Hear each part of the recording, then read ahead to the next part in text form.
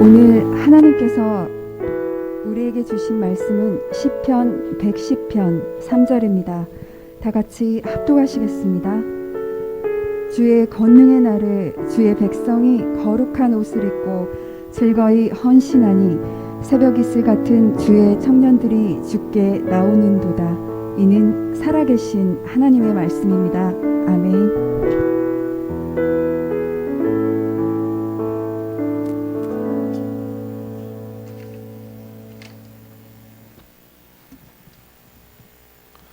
할렐루야. 어느덧 6월이 됐네요. 이제 날씨도 많이 더워지고 6월부터 여름이죠. 그렇죠? 네, 여름이 시작됐습니다. 원래는 다음 주가 이제 창립 기념주일이라서 애초에 계획은 창립 기념주일에 새성전에 입당하는 그런 것이었는데 좀 미루어져서 이제 9월 초에 우리가 입당을 또 하게 됩니다. 우리 교회가 성전 건축을 결단한 것이 제가 알기로는 우리 최인하 담임 목사님이 오시면서 그렇게 결단한 걸로 알고 있어요. 몇 년 됐냐? 18년 됐습니다. 18년 전에 이제 성전 건축을 해야 되겠다 이렇게 이제 마음 먹고 또 이제 여러 곳을 이제 부지들을 알아보고 준비하다가 2017년 4월에 지금 있는 자리에 기공 예배를 드립니다. 그리고 나서 지금 벌써 한 5년 이렇게 이제 지나가게 된 것이죠. 그리고 이제 3개월 후면 새성전에 입당을 하게 됩니다. 참 오래 기다렸는데 너무나 감사한 일이죠. 그래서 이제 우리는 새성전에 가서 우리가 어떻게 예배하고 또 어떻게 섬겨야 할지 등에 대해서 미리 기도하면서 준비하는 그런 시기를 가져야 합니다. 바라기는 오늘 말씀처럼 새벽 이슬 같은 주의 청년들로 쓰임받으면 좋겠다 이런 마음을 갖고 함께 제가 기도를 하고 있습니다. 오늘 시편 110편의 말씀은 원래 이 전체적인 내용은 장차 메시아 예수님께서 그리스도께서 오셔서 사탄을 완전히 정복하고 영원히 통치하는 그런 왕으로서 오시는 그것을 예언하는 그런 시입니다. 그리고 오늘 우리가 살펴보려고 하는 것은 이 메시아 왕국 즉 하나님 나라를 위해서 우리가 어떻게 쓰임 받아야 할지 또 어떤 자세로 나아가야 할지에 대해서 말씀하고 있는 것이죠. 그래서 아마 다들 외웠을 것 같아요. 이렇게 어렵지가 않아서 그렇죠? 시편 110편 3절 말씀 주의 권능의 날에 같이 해보겠습니다. 시작. 주의 권능의 날에 주의 백성이 거룩한 옷을 입고 즐거이 헌신하니 새벽 이슬 같은 주의 청년들이 주께 나오는도다. 시편 110편 3절 말씀이죠. 주의 권능의 날, 이것은 주님의 구원하는 날, 구원의 역사를 이루는 날, 그때에 주의 백성들이 거룩한 옷을 입고 또 즐거이 헌신하며 주님께 나올 것이다. 이렇게 말하고 있는 것이죠. 우리 청년들도 이제 새 성전을 바라보면서 이렇게 준비된 마음으로 나아가면 좋겠습니다. 자, 그렇다면 새벽 이슬 어떤 의미가 있을까? 함께 살펴보고자 합니다. 이슬은 깨끗하고 순수합니다. 이런 깨끗하고 순수한 이미지를 이상하게 소주 광고에 나와요. 그죠? 그래서 막 이렇게 이슬이라고 하면 먼저 생각나는 게 뭡니까? 왠지 참이슬이 생각나고 막 이러면 안 되겠죠, 그죠? 여러분 그 생각나는 이미지를 좀 바꿔야 돼요. 이슬 하면 이제 딱 새벽 이슬 같은 주의 청년들 이렇게 생각나야 됩니다. 사탄은 청년들을 가만히 두려고 하지 않습니다. 우리의 마음과 생각들을 더럽히고 어지럽힙니다. 그래서 우리는 마음과 생각을 지키도록 늘 항상 노력을 해야 합니다. 거룩한 옷을 입어야 되는 것이죠. 이 거룩이란 말은 구별되었다 이런 말입니다. 즉 구별된 삶을 살아가야 된다라는 것이죠. 세상 사람들과 구분할 수 없고 뭔가 불신자들과 구분할 수 없고 그래서 누가 봐더라도 죄 백성인지 알지 못하고 이러다면 이건 문제가 있다라는 것이죠. 딱 봐도 저 사람은 주님의 백성이구나. 주의 청년들이구나. 이렇게 구별할 수 있도록 거룩한 옷을 입으라는 것이죠. 여기서 옷은 그냥 우리가 입고 있는 이런 옷이 아니라 우리의 거룩한 행실을 말하고 있는 것입니다. 로마에서 보면 오직 주 예수 그리스도로 옷 입고 정욕을 위하여 육신의 일을 도모하지 말라. 그리스도로 옷 입으라. 이 말은 예수 그리스도처럼 살아가라. 이런 말로 말할 수 있습니다. 그래서 거룩한 행실, 얘기하는 거죠. 그래 베드로전서에서도 오직 너희를 부르신 거룩한 이처럼 너희도 모든 행실에 거룩한 자가 되라. 기록되었으되 내가 거룩하니 너희도 거룩할지어다 하셨느니라. 지금 우리는 문화와 정보 그리고 온갖 가치의 홍수 속에서 살아가고 있습니다. 물론 나름대로 좀 건전한 문화들도 있지만은 많은 경우 세속적인 문화와 가치관이 그 어느 때보다도 더 많이 있다라는 것이죠. 성적인 부분만 봐도 이 개방된 정도를 넘어서 성경이 금하고 있는 어떤 동성애에 대해서 말하고 있고 잘못되었다고도 말하기도 어려운 그런 시대가 되고 있다라는 것이죠. 이런 시대와 세대 속에서 과연 그리스도인들이 어떠한 정체성을 가지고 살아가야 될 것인가?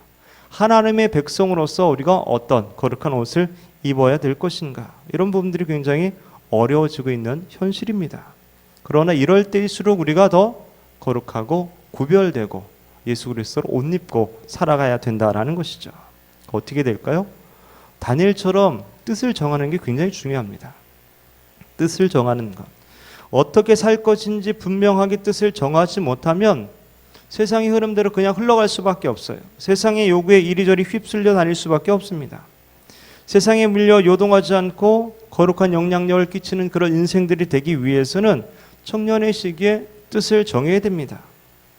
음란하고 방탕한 시대 가운데 기꺼이 주님을 위해 거룩하게 자신을 드릴 수 있는 그런 청년들을 주님이 오늘도 찾고 계시는 것이죠. 그래서 내가 그렇게 살겠다, 깨끗하고 거룩하게 구별되고 살겠다라고 결단해야 된다는 것이죠. 그래서 시편 119편에 보면 청년이 무엇으로 그의 행실을 깨끗하게 하리까 주의 말씀만 지킬 따름이니이다. 청년들이 온갖 세상의 흙탕물에 더럽히지 않도록 그리고 더럽혀졌더라도 다시금 깨끗하게 하기 위해서 하나님의 말씀 앞에 서야 된다라는 것이죠. 말씀을 교묘하게 왜곡하여 우리를 넘어뜨리는 사탄과 이단의 유혹을 분별해내고 이겨내기 위해서라도 우리는 진리의 말씀 앞에 바르게 설 수 있어야 합니다. 우리가 취업을 위해서 성적 관리도 중요하고 또 여러 가지 스펙을 쌓는 일도 중요하고 필요하겠지만 더욱 정말 중요한 것은 우리의 영성 관리이고 말씀의 스펙을 쌓는 것이 중요합니다. 그래야 세상의 문화와 이단과 사이비에서 우리를 지켜내서 거룩한 옷을 입고 주님께 쓰임받을 수 있다라는 것이죠. 두 번째, 이슬은 만물에게 생명력을 공급합니다. 이 팔레스타인 지역은 이렇게 물이 귀한 그런 지역이죠. 강우량도 부족하고 또 태양도 뜨겁고 특히 건기에는 그죠, 식물들이 말라 죽지 않는 것이 기적일 정도로 그런 거죠. 근데 그렇게 될 수 있었던 가장 큰 이유가 바로 이 새벽 이슬이다라는 것이죠.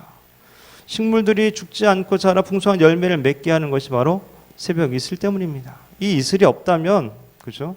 생명이 제대로 살 수 없었을 것입니다. 그래서 이슬은 메마른 땅을 촉촉히 적시며 만물이 생명력을 얻게 한다라는 것이죠. 그렇게 이슬은 자기의 모습은 사라지면서 돼지와 동식물들에게 생명을 공급하고 있는 것입니다. 즉 새벽 이슬과 같은 청년들의 모습은 즐겁게 자신을 드리며 헌신하는 모습입니다.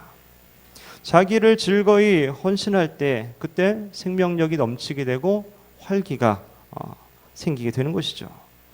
청년들의 특징 중에 하나가 자기가 옳다고 믿고 알고 있는 그런 바에 대해서는 헌신하는 그런 열정이 있게 되는 것이죠. 그러한 헌신들이 다른 이들로 하여금 뭔가 힘이 나게 하고 전반적인 분위기를 이렇게 생명력 있게 활기차게 만들게 되는 것이죠.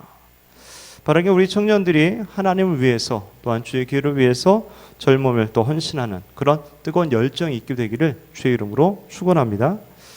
어느 교회가 절하고 좀 가까이 붙어 있었다고 합니다.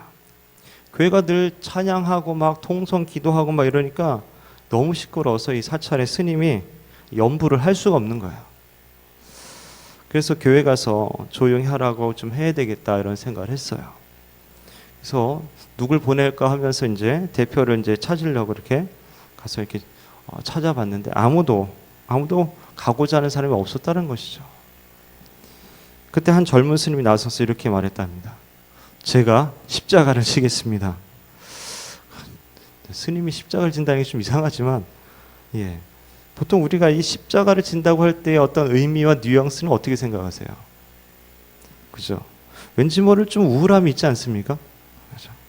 뭐 억지로 하는 것 같은 이런 느낌이 좀 배어 있는 이런 게 있잖아요.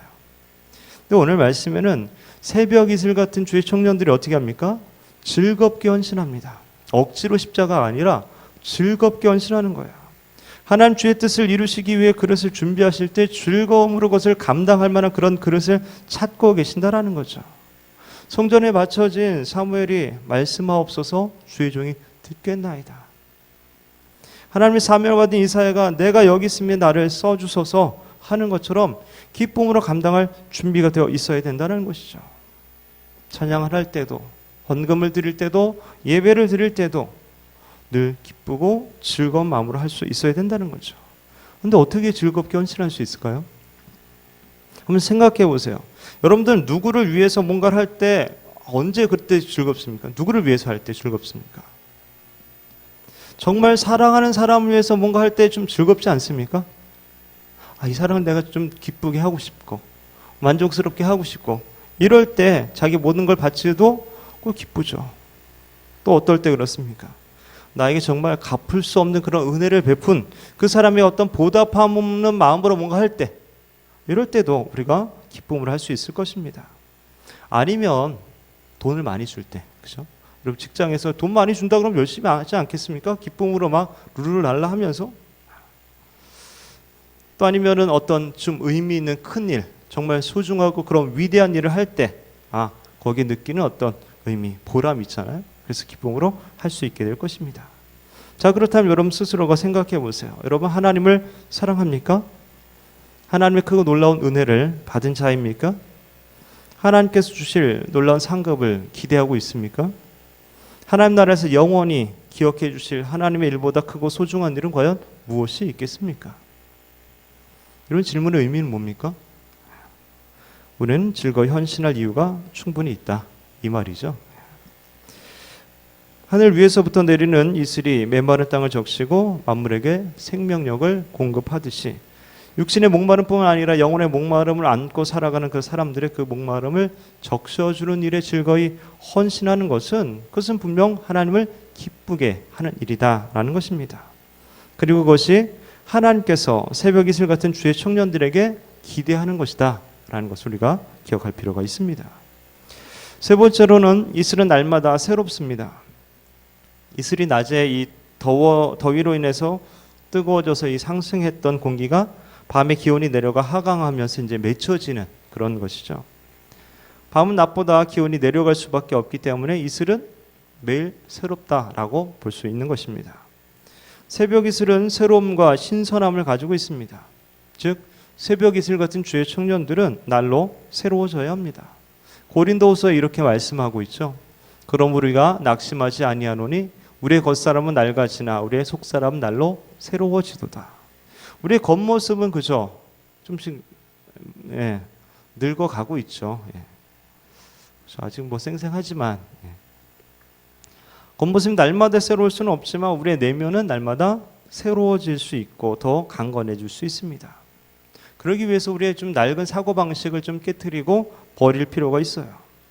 교회 사역자들에게 가장 힘들고 어려운 부분 중에 하나가 이런 부분이에요. 뭔가 새로운 것을 시작해 보려고 할 때 이건 안 될걸요? 이거 예전에 한번 해봤는데 뭐 이런 거 있죠. 그냥 지금 있는 그대로 하면 안 될까요? 뭐 이런 거 가장 힘들다고 합니다. 변화되는 것을 싫어하고 뭔가 매너리즘에 빠져서 그대로 있기를 원하는 사람들이 많은 공동체는 새로운 사람들이 오는 것 별로 좋아하지도 않고 새롭게 시작하는 거 좋아하지 않고 열정 있는 사람이 뭔가 하자 그럴까 봐 그것도 좋아하지 않고 그렇습니다. 그러나 새벽 이슬 같은 주의 청년들은 언제나 새롭습니다. 변화를 두려워하지 않습니다. 의욕, 기대, 전진이 없는 무기력한 삶을 살지 않습니다. 시대와 문화는 나날이 변화되고 있는데 만약 교회가 그대로 있다면 결국 적응하지 못하고 무너지게 될 것입니다. 복음의 본질은 어느 시대나 변하지 않습니다. 변해서도 안 되는 것이고요. 예배와 선교 등의 어떤 중요한 가치들은 변할 수 없습니다. 하지만 그 방법이나 형식 등은 얼마든지 변할 수 있다라는 것이죠. 복음 시대마다 문화마다 옷을 새롭게 갈아입는 것처럼 시대와 문화에 맞게 우리가 새롭게 변화될 수 있어야 되는 것이죠. 그리고 이것이 가능할 수 있는 이유는 하나님께서 날마다 우리에게 새로운 은혜를 주시기 때문이죠. 날마다 새로운 그 은혜로 인해서 우리가 거룩한 옷을 입을 수 있는 것이고, 날마다 새롭게 해주시는 그 은혜로 말미암아 우리가 즐겁게 헌신할 수 있게 되는 것입니다. 하나님의 은혜는 맑은 날뿐 아니라 흐린 날에도 여전히 있습니다. 하나님의 은혜는 결코 쉬거나 멈추는 법이 없습니다. 늘 풍성하게 주신다는 거죠. 문제는 뭡니까? 그 은혜를 받아들이는 내가 문제인 거죠. 은혜를 받지 못하는 사람이 분명히 있다라는 거예요. 비가 온 세상에 이렇게 막 내릴 때에 그릇을 밖에다 내놓으면 거기가 비가 이렇게 담겨지지 않겠습니까? 그런데 비가 와도 빗물이 담기지 않는 경우가 있어요. 그 그릇에 뚜껑이 닫혀 있거나 그 그릇이 뒤집어져 있거나 또 그 그릇에 금이가 있으면 빗물이 고였다가도 다 빠져나가게 될 것입니다. 하나님의 은혜는 부족함이 없이 날마다 새롭고 풍성하고 넘치고도 넘치는데, 문제는 우리의 마음이 닫혀 있거나 우리의 마음이 뒤틀려져 있거나 뒤집혀 있거나 마음의 상처나 아픔으로 인해서 깨지고 금이 갔다면 하나님의 은혜로 결코 채워질 수 없다라는 것이죠. 정채봉 씨가 쓴 모래알 한가운데서란 책에 보면 독수리 이야기가 나오고 있습니다. 상처 입은 젊은 독수리들이 벼랑으로 모여들기 시작했다. 날기 시험에서 낙방한 독수리, 짝으로부터 따돌림을 받은 독수리, 윗 독수리로부터 핥힘을 당한 독수리. 그들은 이 세상에서 자기들만큼 상처가 심한 독수리는 없을 것이라고들 생각했다. 그들이 사는 것이 죽느니만 못하다는데 금방 의견이 일치했다. 이때 막루에서 파수를 보고 있던 독수리 중에 영웅이 손살같이 내려와서 이들 앞에 섰다. 왜 자살하고자 하느냐? 괴로워서요. 차라리 죽어버리는 것이 낫겠어요. 영웅 독수리가 말했다. 나는 어떤가? 상처 하나 없을 것 같지. 그러나 이 몸을 봐라. 영웅 독수리가 날개를 펴자 여기저기 비금진 상흔이 나타났다. 이것은 날기 시험 때 솔가지에 찍혀 생긴 것이고, 이건 윗 독수리한테 핥힌 자국이다. 그러나 이것은 겉에 드러난 상처에 불과하다. 마음의 비금 자국은 헤아릴 수도 없다. 영웅 독수리가 조용히 이렇게 말합니다. 일어나 날 잡구나. 상처 없는 새들이란 이 세상에 나자마자 죽은 새들이다. 살아가는 우리 가운데 상처 없는 새가 어디 있으랴. 우리의 마음을 열고 치유하시는 하나님께 우리는 날마다 나아갈 수 있어야 합니다. 청년의 시기는 불안함이 많은 시기입니다. 그 어느 때도 보다도 가능성도 많은 시기이지만 뭔가 손에 잡히는 것도 없고 또 그래서 모든 것이 불안하기만 합니다. 그래서 더욱 우리는 청년의 때에 주님께 가까이 나아가야 합니다. 기도해야 합니다. 불안함을 떨쳐버리고 하나님의 뜻과 계획을 확인하기 위해서 우리가 부르짖어 기도할 수 있어야 합니다.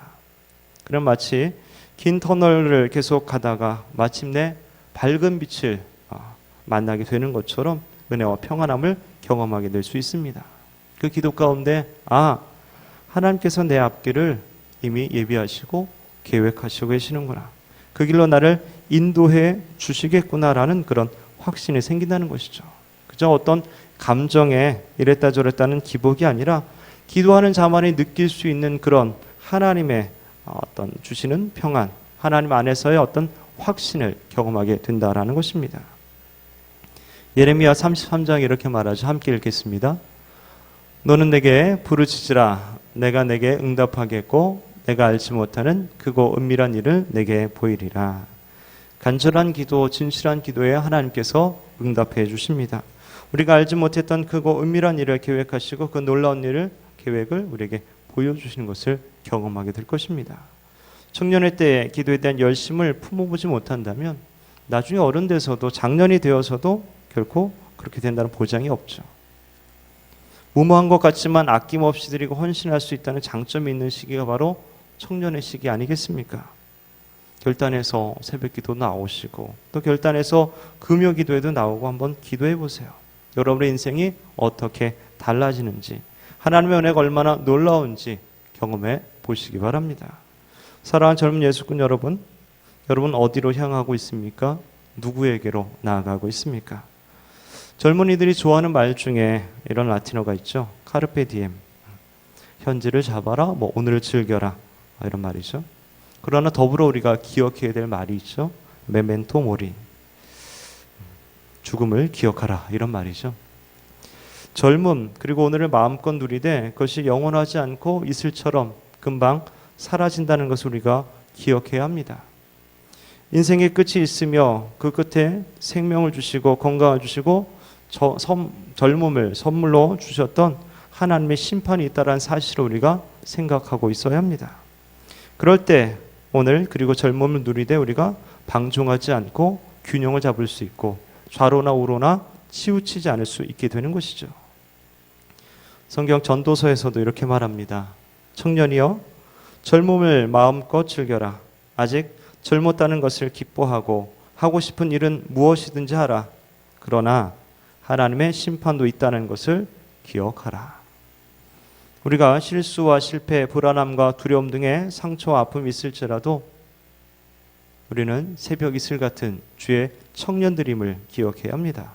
이슬처럼 깨끗하고 순수하며 이슬처럼 만물에게 생명력을 공급하고 이슬처럼 날마다 새롭게 살아가야 합니다. 하나님은 주의 날에 주님의 때에 새벽 이슬 같은 주의 청년들을 부르시고 사용하시기를 원하고 계십니다. 바라기는 우리 모두가 거룩한 옷을 입고 즐거이 헌신하며 주께 나아가는 새벽 이슬 같은 주의 청년들로 인해서 주의 교회와 또 하나님의 나라가 든든하고 아름답게 세워지게 되기를 주의 이름으로 축원합니다.